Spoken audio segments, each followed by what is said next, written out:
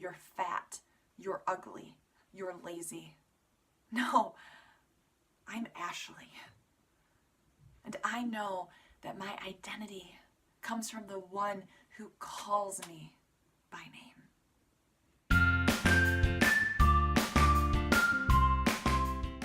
One of the things that stood out to me in John chapter 10 is that he calls himself our good shepherd, and he says that he knows his sheep. He knows his sheep by name. It says the watchman opens the gate for him, and the sheep listen to his voice.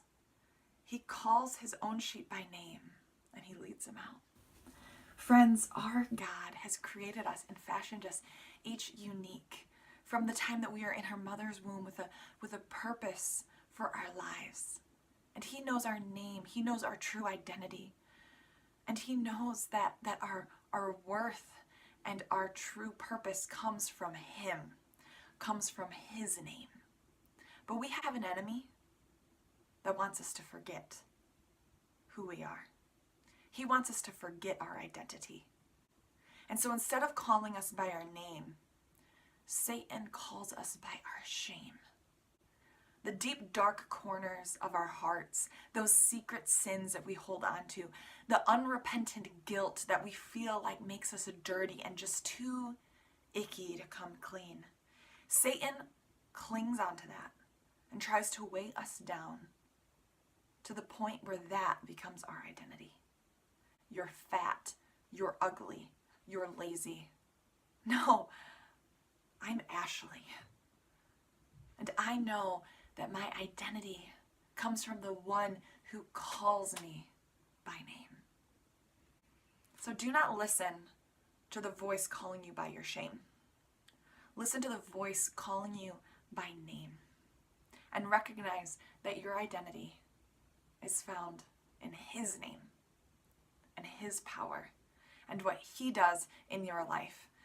And I love that chapter 11 really follows up with a true story, an example of that, when he raises Lazarus from the dead. The stone rolls away. Lazarus has been dead for days. There is a stench filling the tomb. And Jesus says, Lazarus, come out.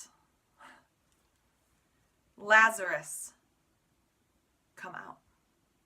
He calls Lazarus by name.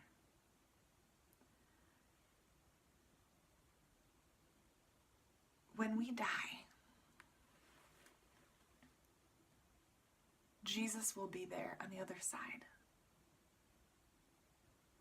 calling us, his children, by name.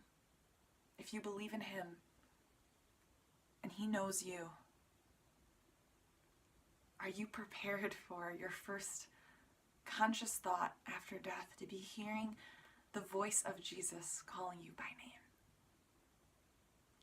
Because I'll be honest, for a long time, that kind of scared me. The thought of dying and being alone and knowing that God would be there with me, but I kind of wanted my mom to be there. I remember praying as a little girl, Lord, could my mom just be there with me after I die? Like a welcome party at the pearly gates. Could she be the first face that I see?